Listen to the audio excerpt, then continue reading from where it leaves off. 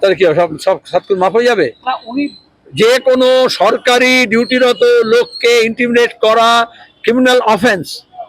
কেন এখনো পর্যন্ত রাজীব কুমারের নির্দেশে, ডিএসপির নির্দেশে ওর বিরুদ্ধে পুলিশি ব্যবস্থা নেওয়া হয়নি, এফআইআর করা হয়নি? অ্যাকশন কেন নেওয়া হলো না? তাকে তো পাহারা দিচ্ছে পুলিশ।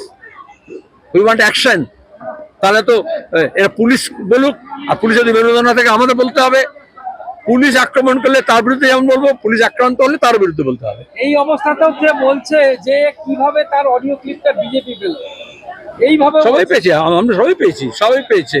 কিন্তু মমতা তো এই জন্যই বলেছিল যে যখন নারদা কাণ্ড হয়েছিল আপনারা জানেন যে ঘুষ খাবি, কিন্তু এই সাংবাদিকরা ক্যামেরা নিয়ে আসে, মোবাইল থাকে, যে তাহলে মোবাইল নিয়ে ঢুকতে দিবে না। মেয়রকে বলেছিল না শোভনকে? তারপর থেকে দেখবে তোমরা আর কোনো ঘুষের ছবি কেউ দাও না তোমরা।